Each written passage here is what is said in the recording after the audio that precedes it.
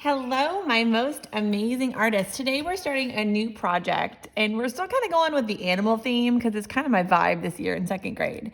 On this assignment, I posted a read aloud for Solomon the Crocodile. And I love the story. It's really cute. It's one of my daughter's favorite books because they used to be really loud and disturb things. And Solomon finds, spoiler alert, a friend at the end. So I love this story. I thought this would be a fun, easy guided drawing of an animal, and we can do some watercolor techniques with this and really explore the element of art texture with Solomon, our crocodile. So what we're going to do today is do a guided drawing on drawing Solomon the crocodile. And if you look at the illustrations in the book, it's made up of simple lines like zigzag lines, circles, and some straight lines. And I know you guys know how to do this pretty easy. So I have a 9x12 piece of paper here. You can use whatever size you want and you have at home. Something thicker because we will be watercoloring later, so printer paper might not hold up, but you do what you need to do. If you'd like to come pick up some supplies from school, just let me know. Most of the stuff you should be able to find at home though, if you have paper.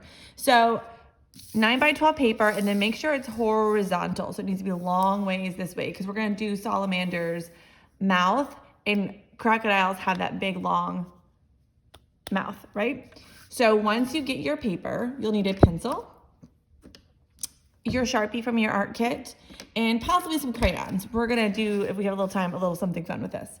So find the center of your paper, kind of go up and over a little bit because we want to make his eye right just off center and up a little bit, not towards all the way in the corner and not in the middle. We want to give lots of room for his mouth, but we don't want it to be so far up we don't have room for his head and other fun things we're going to draw. So find the center, go up a little bit, go over, and then kind of draw with your finger about a medium-sized circle. And when you feel like you have a good idea where that circle would be, get your pencil and let's get started. Remember, you can always draw with your eraser crumbs. We haven't talked about that a lot this year, but if you want to kind of practice things first, you can draw it with your eraser and be like, yep, I like that size, I like how big it is, and then you can carefully go over with your pencil. We're using pencil instead of just drawing with Sharpie so we can erase. So get rid of those eraser crumbs and voila, you have a circle. So we have our circle, and then now we're gonna put a little circle inside the circle. So we want to make like Solomon's looking up. So we don't want to put a circle going this way. We want to put the circle kind of angled up. So I'm going to put another little circle inside his circle and just leave that for there. So far, so good, right? So now we want to start making the back of his head. And this is where you can have fun and do some bumpy zigzag lines and just until it goes off the paper because it's kind of like he's sneaking out to grab something. Now we're going to start on the other side of his eye. So we're going to let his eyeball kind of come around. And we're going to angle this line up into the corner. Okay? So again, if you want to use your eraser crumbs, you can angle it. That might be too high for Mrs. Cole, so I might bring it down here a little bit. We'll see. I don't like that either. So sometimes it helps to practice without his erasers. Yep. So I'm just bringing a straight line. And then right before I get to the end, I'm going to hook it or give it a curve. All right, so let's just go for it. I'm going to draw it kind of angled, and then I'm going to give it a little bit of a hook at the end. Mine's going pretty off the paper. Maybe I don't want to do that. You want a lid of the paper showing. All right, then I'll hook it like this. And now I'm going to bring this line down to underneath his eye, kind of like a curve, like a smile. So again, if I use my eraser crumbs, I can see that's about a good size. I don't want it too wide. I don't want it too skinny either. So I like the way that looks. So I'm gonna just continue this line and bring it just past his eye, kind of like he's smiling, all right? So then I wanna add a little rainbow line and a little dash for his nostril. You don't wanna do that, you don't have to, but Mrs. Cole likes that.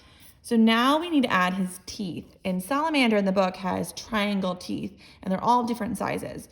So what you could do is we could start drawing just different sized teeth, some big, some little. And I'd rather you draw individual triangles versus doing a really fast zigzag line. So really think about what you want to do and make those triangles. Some little, some big, some can be wide. So his teeth are all different, and that's kind of fun. So carefully try to think about each individual triangle first before you, and I'm following that curve so his teeth kind of come up a little bit, and I'm gonna leave it just like that. So now, that tooth may be too far. We don't need him to have a buck tooth. All right. I'm gonna erase that extra tooth. I made too many teeth, and that happens. So now we need to do another line. So we're gonna come over here, and we're gonna kind of come down a little bit and make his chin. See how that worked? I kind of overlapped so I didn't cross that tooth, and I brought it all the way down back to where this one ends to. And then I'm just gonna make another curved line here, and that is Solomon. Solomon, I wanna call him Salamander. Now, if your crocodile has a skinnier mouth or a wider mouth, or you wanna make him fatter, that's up to you. But we're gonna have his mouth kind of closed. Maybe he's too big for you and you want to be a little smaller, that's fine. But Solomon should really cover your page. So Solomon's pretty much being drawn, but we want to have a few things. The one thing Solomon loved to do is scare the dragonflies. So I love dragonflies, so I'm gonna add dragonflies to mine. So dragonflies are just a really skinny oval, and then some more oval wings kind of at the top.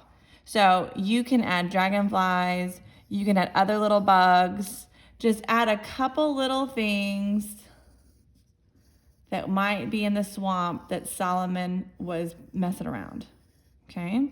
So I have two, I kind of want to do another one here. They're going different directions.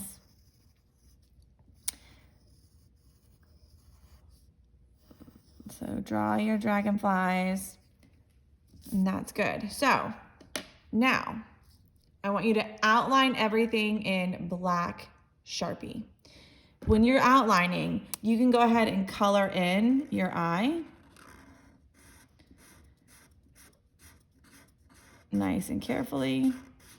And everything else you're just gonna outline with your Sharpie nice and neat. So you know the drill. We outline in Sharpie, erase any pencil lines, and that might be as far as your class gets today. So what I would like you to do is draw your Solomon nice and carefully, add your little dragonflies, as many or as few as you want, just something in the background.